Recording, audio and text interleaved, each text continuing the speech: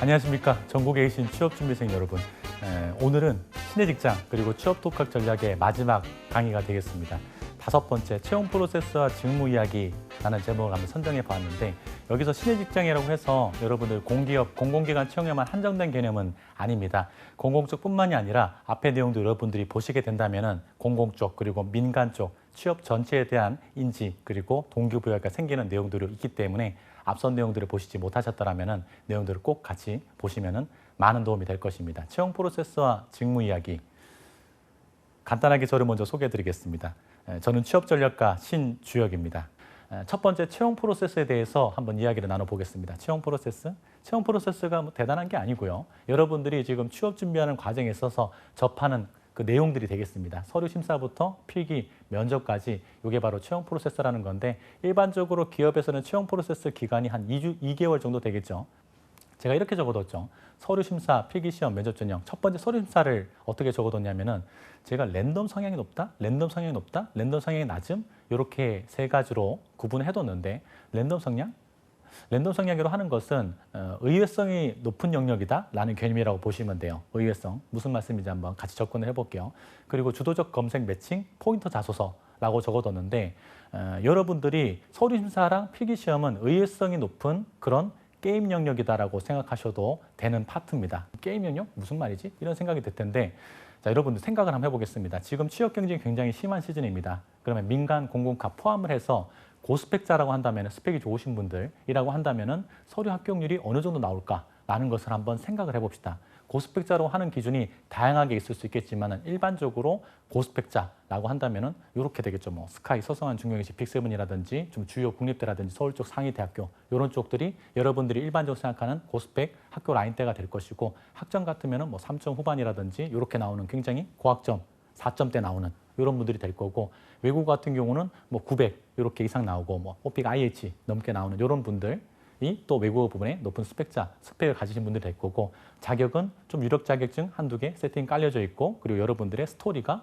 직무 관련된 스토리라든지 뭐 인터넷 경험이 있다든지 스토리라인 때 갖춰져 있으신 분들, 요 분들은 여러분들이 제가 지금 쭉 얘기를 하니까 마음이 무거워졌던 분도 계실 텐데, 누가 보더라도 엄마 친구 아들의 고스펙자라는 것을 알 수가 있을 겁니다. 이분들은 그러면은 어떻게 서류 합격률이 나올까요? 취업 경쟁이 굉장히 심하죠. 이분들은 40%, 50%? 이게 절대적인 데이터는 아닙니다만은 이런 어떤 경향성들을 추릴 수가 있는데, 제가 이제 정리한 자료에 따라서 말씀드리는 거라서 정확한 절대적인 데이터는 아니지만은 참고하실 필요는 있으실 겁니다. 즉 고스펙자는 40%, 50% 정도 나옵니다. 그리고 이번 작년 하반기 같은 경우에는 민간 쪽의 채용 규모를 굉장히 많이 줄였기 때문에 서류 합격률이 40, 50%까지는 잘 나오지 않았었어요. 한 30%, 40% 민간 채용을 좀 줄였기 때문에 상대적으로 덜 나오는 전체적인 숫자가 나왔는데, 40%, 50% 서류 합격률이라고 한다는 것은 엄청난 수치를 의미합니다. 40%, 50%한 것은 무엇을 의미하죠? 2개 쓰면 하나 되는 거예요. 그렇죠? 2개 쓰면 하나 된다. 50%, 40%. 그러면은 고스펙자분들은 굉장히 멘탈이 덜 흔들리겠군요. 근데 취업준비생분들은 고스펙자분들만 있는 것이 아니죠. 뭐 중상, 중하, 하상, 하중, 하하 이렇게 또 굳이 구분을 하자면 나눠볼 수가 있을 텐데, 자, 그러면은 내가 고스펙자가 아니라고 한다면은 서류 심사 합격률이 어느 정도 나와야지 내가 취업이라는 채용이라는 게임을 할 수가 있을 것인가? 이번 작년 하반기 때 지원을 해보셨던 분도 계실 텐데, 만약에 내가 지원해서 서류 심사 합격률이 10%에서 왔다 갔다 한다, 10%에서 15% 왔다 갔다 한다 라고 한다면은 여러분들은 문제가 있다고 생각하시면 됩니다. 즉 여러분들이 고스펙자가 아니라고 가정을 했을 때 서류 합격률이 한 20%, 30% 정도는 나와줘야지 취업이라는 게임을 할 수가 있다는 겁니다. 자, 그러면 스펙이 안 좋은데 어떻게 그렇게 나올 수가 있을까? 그 접근 방향이 바로 여러분들이 매칭하는 접근들, 그리고 자소서를 통해서 여러분들의 수치를 올려가는 작업들이라는 겁니다.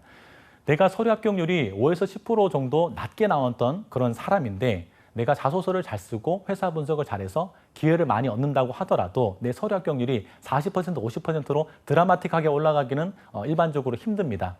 하지만 여러분들이 매칭하는 방법들, 그리고 포인트 자소서를 양산할 수 있게 된다면 내 서류 합격률이 20%, 30%대로 이렇게 드라마틱하게는 아니지만 게임을 할 수 있게끔 접근할 수 있다는 겁니다. 서류 심사의 랜덤 성향, 의외성 성향은 이런 것을 의미합니다. 민간 기업, 공공 같이 다 생각해 볼 수가 있는데, 민간 기업 같은 경우에는 스펙적인 요소가 남아있기 때문에 아직까지 스펙을 통해서 여러분들의 서류 심사를 보는 항목들이 존재하겠죠. 외국어, 부분도 있고 학교라든지 학점 이런 것들을 보게 될 텐데 예를 들어서 만약에 A라는 민간 기업이 학교라는 것을 서류 심사의 배점으로 가게 된다. 근데 나는 학교가 그다지 좋지 않다라고 한다면은 만약에 그 회사에서 학교 관련된 배점이 30, 40으로 높다라고 한다면은 나는 그 회사에 절대 통과할 수 없을 겁니다. 그렇겠죠? 근데 이것은 부정적인 사람들의 생각이고 역으로 생각한다면은 내가 학교가 부족하지만은 이 회사에서 학교 관련된 배점이 낮다라고 한다면 내가 서류 통과되는 각도 잡을 수가 있다라는 그런 개념이겠죠. 그러니까 여러분들에게 중요한 것은 무엇일까요? 기회를 얻는 겁니다. 기회를 얻는 것. 그렇죠. 삼성 채용을 이제 하반기 때 진행이 됐었는데 이런 경우들을 많이 보셨을 거예요. 어떤 경우들? A라는 친구랑 B라는 친구가 있는데 누가 보더라도 A라는 친구가 확실히 스펙이 조금 더 좋아 보인다.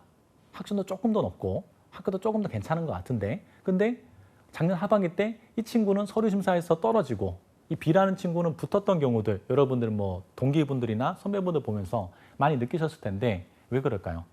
삼성에서 서류 심사하는 포인트가 다르기 때문입니다. 자소서에 대한 부분들. 아시겠나요? 그러니까 여러분들이 기회를 얻는 과정이 중요하다는 겁니다. 이처럼 서류 심사는 의외성 영역이 있습니다. 내가 높은 포인트가 이 회사에서 높게 책정해 준다면 나는 서류 심사 합격률이 올라가는 개념이고 내가 떨어졌다고 하더라도 멘탈이 깨질 필요가 없다는 거죠. 주도적인 검색과 매칭이라는 개념은 여러분들이 기회를 얻는 개념들이다. 자, 많은 취업준비생들이 힘들게 하는 취업을 힘들게 하는 요소 중에 가장 중요한 요소가 뭐냐면은 상반기, 하반기라는 이 개념입니다. 상반기, 하반기라고 개념을 여러분이 잡게 되면 서류 심사에서 어떤 상황이 발생하냐면은 내가 취업을 할 수 있는 기회를 2번으로 제한하는 그런 모습이라는 겁니다. 근데 좋은 채용은 365일 있다는 것을 아셔야 됩니다. 지금 이 영상에 나가는 시기라 하더라도 많은 취업준비생분들 이렇게 생각하시겠죠. 상반기 시즌은 3, 4, 5월, 하반기 시즌은 90, 11월 요때라고 생각할 텐데 근데 그것은 누가 만든 기준이죠? 그렇지 않습니다. 현대자동차 같은 경우도 수시 채용으로 지금 이미 많이 진행이 됐었고요. 공공채용 같은 경우도 많이 이미 진행이 됐었죠. 코레일은 이미 지금 진행이 됐었고요. 상반기가. 그러니까 여러분들이 모니터링을 해서 찾는 방법에 대해서 아시는 것이 굉장히 중요합니다. 기회를 얻어야 된다. 그리고 내가 스펙적인 부분들을 올리는 것이 시간이 많이 걸리지만은 매칭을 해서 기업 분석 다음에 포인트 자소서를 하게 된다면은 여기서 내가 픽률을 높일 수가 있게 된다는 겁니다. 즉 외국어 점수만 올리는 것이 여러분의 능사가 아니라는 거죠. 취업이 다양해지고 경쟁이 심해질수록 여러분들이 메타인지를 통해서 접근하는 이런 방향성들, 자소서에 대한 부분들을 통해서 어자일하게 여러분들이 서류 심사를 해야 된다는 겁니다. 필기시험은 어떤 의외성이 있을까요? 두 번째 필기시험. 필기시험 당연히 의외성이 있죠. 어떤 의외성이 있을까요? 인적성 같은 경우도 그렇고 NCS 같은 경우도 의외성이 있다는 겁니다. 어떻게 의외성이 있을까? 의외성이라는 말씀을 제가 드리면은 그러면은 뭐 될 수도 있고 안 될 수도 있는 거네? 그러면 요행을 바라면 되겠네? 라는 느낌이 아니라 여러분들이 경쟁이 심한 곳에만 하셔서는 안 된다는 것을 말씀드리고 싶은 겁니다. 민간기업 쪽 같은 경우에는 필기시험의 형태로 인적성, 인성과 적성이 결합되어 있다는 뜻으로 인적성이라는 시험 구조를 만들어뒀죠. 인적성. 인적성을 치는 곳도 있고 안 치는 곳도 있겠죠. 천대기업 중에는 당연하죠. 민간기업 중에는 인적성 안 보고 면접 가는 곳도 많이 있기 때문에 근데 만약에 내가 취업준비생인데 GSAT, 인적성을 공부를 하는데 점수가 너무 안 나와요. 그리고 하더라도 너무 성적이 안 올라가요. 그럼 그 친구는 스펙은 괜찮은데 학점도 높고 학교도 좋은데 인적성을 하니까 너무 안 나온다. 만약 그 친구에게 열심히 공부하세요. 인적성을 열심히 공부해서 점수가 올라가면은 취업을 할 수 있으니까 공부 열심히 하세요라고 하면은 그 친구에게는 불구덩이에 뛰어들으라고 같은 개념이 된다는 겁니다. NCS 안 되는 친구 혹은 외국어 안 되는 친구에게 그렇게 하면은 안 되겠죠. 그럼 그 친구는 어떻게 해야 될까요? NCS 혹은 인적성을 공부하지 말라는 얘기가 아니고 대기업을 지원하는 과정에 있어서 인적성 비중이 낮은 곳 그리고 인성감사 바라보는 곳 이런 쪽에 접근 방향을 넓히는 식으로 가야지 여러분들이 멘탈이 안 깨진다는 겁니다. 여러분들이 대학교를 입시를 할 때는 어땠었죠? 내가 수능 점수가 몇 점 나오고 몇 등급 나오면은 내가 어느 정도 학교 때 나온다는 것이 굉장히 명확하게 뭐 100%까지는 아니겠지만 굉장히 계량화가 잘 돼 있었습니다. 근데 취업은 아니라고요. 아시겠죠? 필기시험에 대한 의외성 영역들이 어떤 느낌인지 전달되셨길 바라겠습니다. 그리고 마지막은 이제 면접 전형에 대한 얘기인데 면접 전형은 제가 앞선 두 가지랑 좀 다르죠. 랜덤 성향의 낮음, 7번, 10분, 컨텐츠 멘트력이라고 제가 정리를 해뒀는데 무슨 말일까? 면접은 의외성이 굉장히 낮은 영역이라고 보시면 돼요. 여러분이 면접관이에요. 근데 면접관인데 뭐 초등학생 혹은 중학생 5명을 앞에 두고 면접을 본다고 한번 생각을 해보세요. 멘트 한 번, 두 번, 세 번만 들으면은 나와요, 어느 정도. 얘 굉장히 똘똘하다. 얘 굉장히 준비 잘했는데 얘 좀 뺀질뺀질한 것 같은데 얘 왜 이렇게 벌벌 떨고 있냐? 그게 보이겠죠. 얼마나 의외성이 낮냐면은 여기 면접을 참여하셨던 분도 계실 텐데 면접을 참여한 나조차도 인지를 할 정도로 면접 의외성이 낮습니다. 이런 거죠. 망했다. 면접장 중에 생각이 들죠. 그리고 옆에 친구가 저 멘트 되게 잘해서 면접관들이 좋아하고 있다. 얼마나 의외성이 낮냐면 면접을 참여하고 있는 여러분들도 어느 정도 인지를 할 수 있는 수준이라는 겁니다. 그러니까 면접은 정말 잘 준비해서 가셔야 되는 겁니다. 대충 해서 가면 안 되겠죠. 제가 7번과 10분이라는 얘기를 적어뒀는데 이것이 무엇을 의미하냐면은 다대다 면접에 대한 어떤 기본적인 틀을 말씀드리고 싶어서 내용을 담은 겁니다. 7번, 그다음 10분 무엇이지? 여러분들이 회사에서 면접을 가시게 된다면 다대다 면접은 가장 일반적이 되겠죠. 한 팀이 들어가게 된다면 뭐 4명 혹은 5명이 한 팀으로 구성돼서 이 조별 면접을 보게 될 텐데 일반적으로 4에서 50분 정도 이렇게 면접을 진행하게 될 겁니다. 7에서 12분 동안 면접 한 명당 구성하는 것이 면접 프로세스하는 어떤 그런 가이드이기 때문에 즉 대략적으로 한 명에게 부여된 시간은 대략적으로 10분이라는 것을 알 수가 있습니다. 대략적으로. 자, 그러면은 10분이라는 시간은 무엇을 의미할까? 조금 더 디테일하게 접근해 보자면은 내가 면접관분들에게 질문을 받고 답변을 하게 된다면 시간이 흘러가겠죠. 그렇죠? 1분에서 1분 30초 정도의 시간이 흘러갈 겁니다. 그러면 내가 다이다 면접에서 발언할 수 있는 기회는 산술적으로 계략적으로 유출해 봤을 때 7번 정도라는 것을 알 수 있다는 겁니다. 실제로 면접 참여해 보셨던 분들이라면 이 말에 굉장히 공감하실 텐데 다이다 면접 같은 경우에는 내가 발언할 수 있는 기회가 한 4번, 5번 입을 떼고 나오는 경우가 많았을 거고 심지어 내가 질문을 왜 이렇게 안 하지? 라는 경우도 있었을 겁니다. 질문을 근데 이거 질문 안 했다는 얘기가 나왔는데 면접관분들이 나에게 질문을 전혀 안 하네? 근데 면접 결과는 떨어졌다.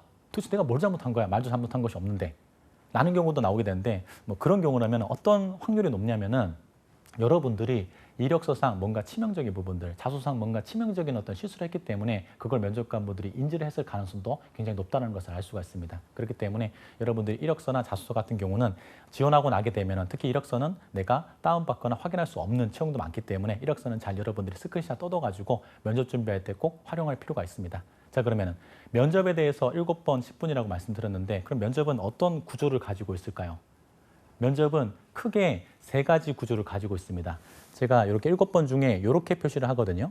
면접의 첫 번째 구조가 있습니다. 첫 번째 구조는 뭐냐면은 PR판 영역이라는 겁니다. PR판 영역.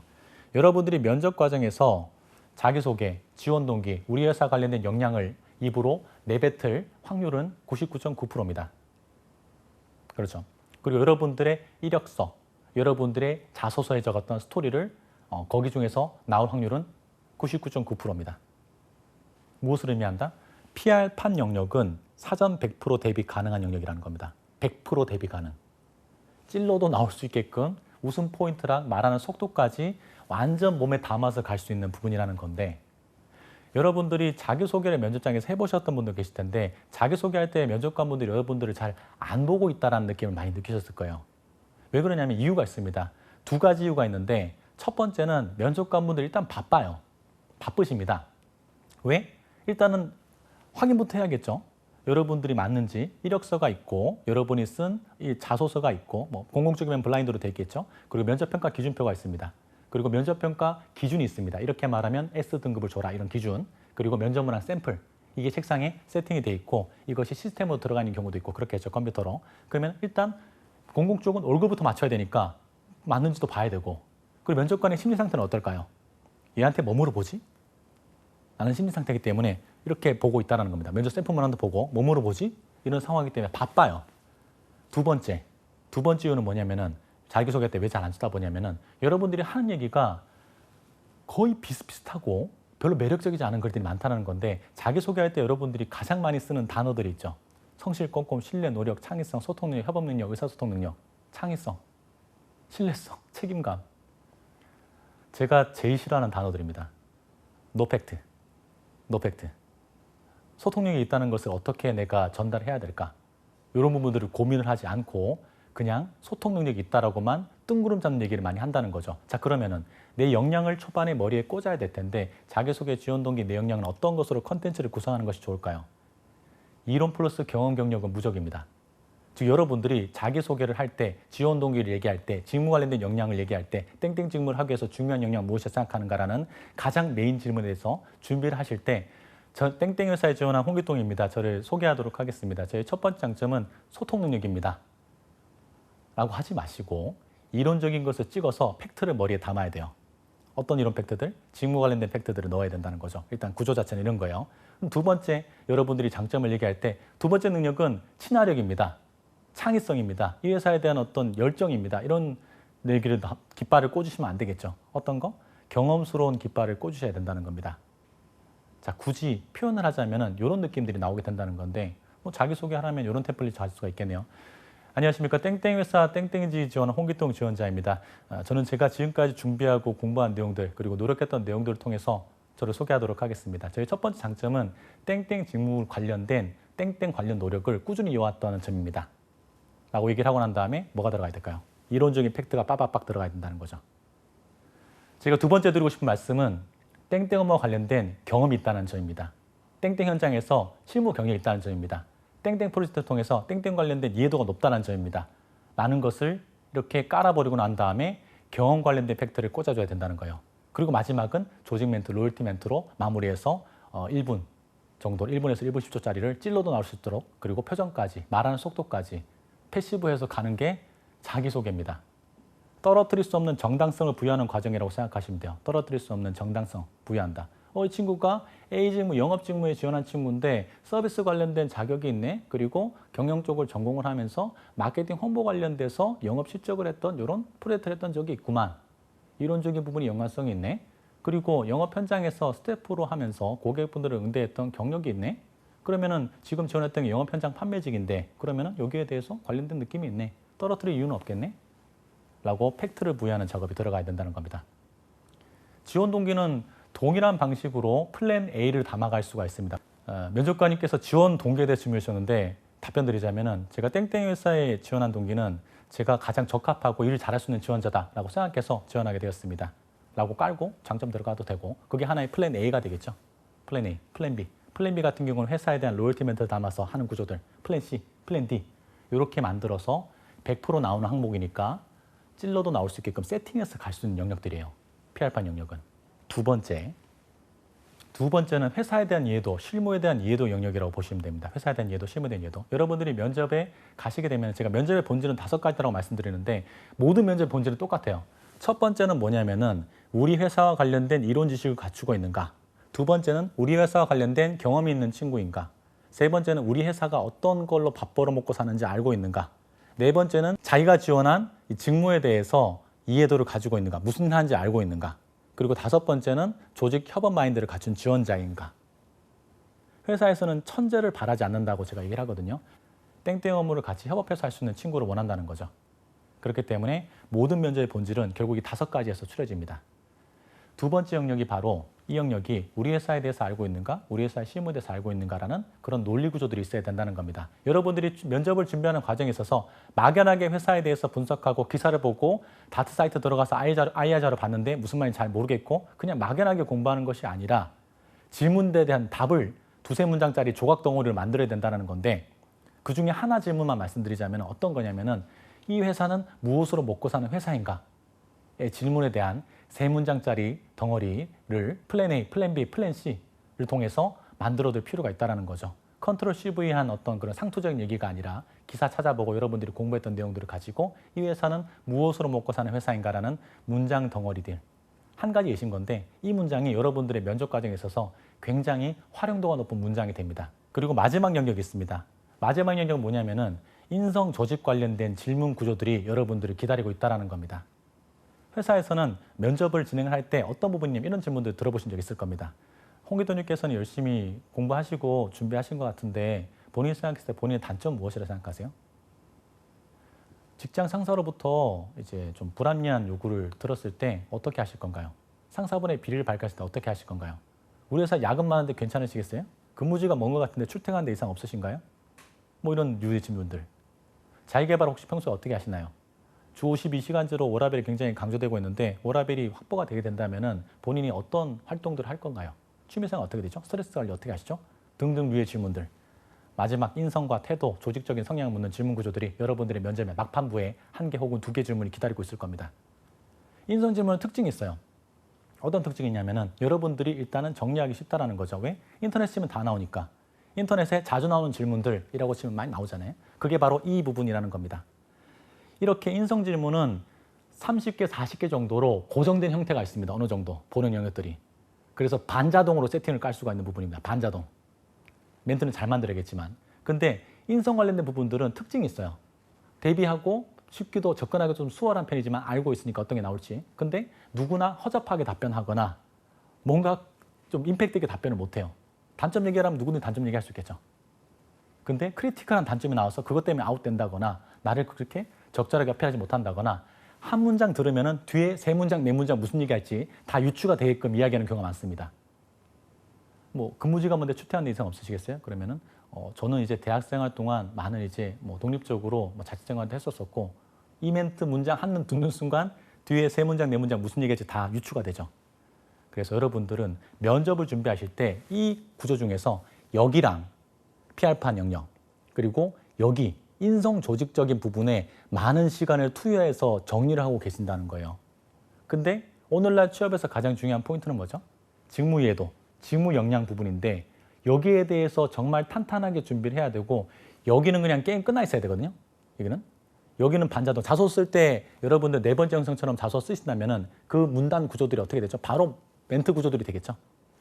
요거랑 요거는 반자동으로 끝나 있어야 되고 남아있는 일주일 면접 준비 기간, 5일 준비 기간을 여기에 투자를 해서 2문장, 3문장짜리 조각동을 만들어서 조합시키는 연습을 하셔야 된다는 겁니다. 조합.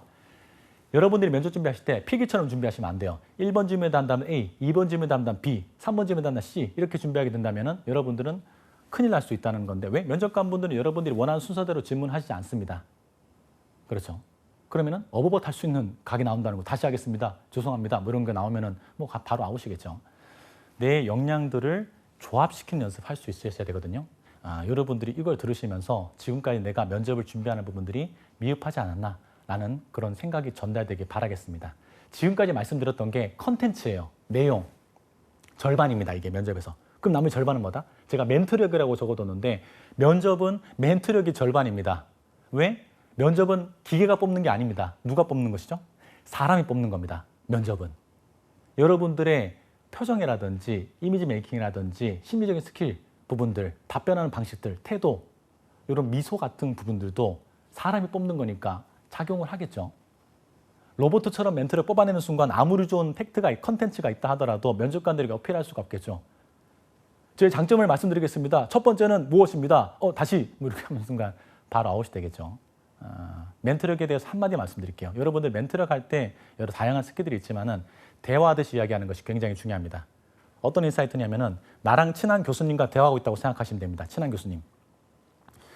친한 교수님이 여러분에게 질문한다고 생각해 보세요. 뭐 홍길동 군 무슨 프로젝트 한다고 고생 많았어. 하는데 힘들었던 점 없었어? 교수님 제가 프로젝트를 하면서 힘들었던 점 말씀드리겠습니다. 좀 이렇게 얘기하나요? 이렇게 얘기 안 하시죠? 친한 교수님은 어떻게 여러분들이 얘기하나요? 교수님 제가 여기서 땡땡 하는 동안에 이런 부분들이 힘들었었는데 이런 부분도 이렇게 했습니다. 그리고 이런 식으로 이렇게 하지 않나요? 그렇죠. 그게 면접에서 나와야 된다고요. 면접 모드 스타트 이렇게 하시면은 아무리 좋은 컨텐츠를 가지더라도 매력적인 모습을 보여드릴 수 없다는 겁니다. 하나의 예신고고 컨텐츠가 절반입니다. 직무 이야기 간단하게 말씀드리겠습니다. 제가 가장 많이 듣는 질문 중에 하나입니다. 전공과 관련이 없는 직무에 취업을 할 수 있나요? 여러분들이 이 물음표가 들 수밖에 없는 이유가 있습니다. 첫 번째, 전공에서 무엇을 배웠는지 설명할 수가 없다. 두 번째, 직무가 어떤 일을 하는지 모른다. 역량을 찾지도 모르고 직무 이해도가 매우 부족한 상태이기 때문에 저런 물음표가 드실 수밖에 없다는 겁니다. 제가 이걸 하나 간단하게 몇 가지 단어들을 뽑아봤는데 영업 마케팅, 전략기획, 유통물류, 경영지원, 사무 이런 것들 많이 보셨죠? 20 쪽 그냥 기술직으로 적어뒀는데 이 부분들에 대해서 어떤 실무를 하고 있는지 여러분들이 조각 덩어리들을 만드셔야 된다는 겁니다. 사실 이 직무 부분도 굉장히 깊게 다뤄야 될 부분입니다만은 여기 직무에 연결 못 시켜주는 이유를 말씀드리기 위해서 간단하게 넣은 내용이라고 보시면 됩니다. 영업 얘기만 간단하게 할게요. 영업. 많은 취업준비생분들이 가장 오해하시는 것 중에 하나가 바로 영업이라는 직무입니다. 영업을 생각할 때 술 마시는 거, 물건 파는 거, 뭐 파리, 판매직 이런 것만 생각하시게 되는데 그 이유가 대기업 혹은 양질의 채용에서 영업은 그것만 시키려고 여러분을 뽑는 게 아닙니다. 영업 기획적인 부분들, 영업 전략적인 부분들, 그리고 영업 실적 목표를 설정하고 목표 관리하는 부분들, 그리고 거기에 따라서 마케팅 업무를 추진하는 부분들, 실적에 대해서 부족한 부분이 있으면 개선할 수 있는 것들을 고민하는 그런 컨트롤 역할들도 장기적으로 하시게 될 텐데 영업은 결과적으로 그런 일들이거든요. 근데 막연하게 영업은 술 마시는 거다라고 생각하는 것은 중소기업이라든지 혹은 업무에 대한 역량이 좀 약한 곳 중에 여러분들에게 판매만 시키는 경우들은 그런 영업이지만은 영업은 회사에서 굉장히 중요한 직무입니다. 이 회사의 먹거리, 살림살이를 책임지는 부서이죠. 영업팀장 분들 같은 경우에는 회사에서 파워 있는 사람들이 영업팀장 맡게 됩니다. 직무 부분들 다양하게 있지만은 여러분들의 스토리가 어디와 연결되는지 아는 과정들이 필요할 텐데 이런 부분들은 여러분들의 취업지원센터라든지 그리고 직무기술 통해서 확인하는 부분들이라든지 경우가 된다면은 전문가분들에게 여러분들이 상담을 받게 되신다면은 직무에 대한 개념이 좀 더 높아질 부분이 있을 겁니다. 가고 싶은 회사와 직무 10개. 제가 대학생분들께 가장 많이 한 얘기입니다. 대학생분들께 지금 이 자리에서 가고 싶은 회사랑 직무 10개, 이 영상을 보시는 분들도 회사랑 직무 틀리지 않고 10개 지금 바로 적으시면은 서류 통과 다 됩니다. 자, 적어보세요. 라고 했을 때 적으시는 취업준비생분들 제가 못 봤거든요. 놀라운 일이 발생한 겁니다. 어떤 일? 적기만 하면 통과된다고 하는데 적지 못한다는 겁니다. 타겟이 없어요. 우르르. 주사위를 상반기 때 던지고 하반기 때 몇 개 던지는 것이 아니라 일주일에 하나씩만 여러분들이 기회를 얻어서 잘 던지게 된다면은 취업이라는 것은 굉장히 가능한 게임이 되겠죠. 그러려면은 성함률을 20%, 30% 끌어올리고 회사에 대해서 분석해서 찾아서 상반기, 하반기가 아니라 일주일에 한 개씩 지원할 수 있게 되는 전략과 검색과 자소서 분석, 매칭에 대한 학습이 필요하다는 겁니다. 그래서 제한에서 벗어나시고요. 기회를 얻으시기 바랍니다. 취준생분들이 듣고 싶은 말들이라고 해서 이런 말씀들을 듣고 싶다는데 잘하고 계십니다. 고생 많으시고요. 힘내시기 바라고 나중에 합격하시면 식사나 한번 하시죠. 도와드릴까요? 라고 하면은 듣고 싶은 말들 다 해드린 게 되겠네요. 한 가지 비밀 말씀드리겠습니다. 원하는 것에 집중하시기 바랍니다. 그리고 즐거운 감정 상태를 유지하세요. 그리고 움직이시면 됩니다. 이 세 가지가 원하는 것을 얻게 되는 비밀입니다. 5가지 영상 동안 도움 되셨나요? 꼭 5가지 영상 다 보시면서 취업과 관련된 생각이 바뀌시길 바라겠습니다. 감사합니다. 신주혁이었습니다.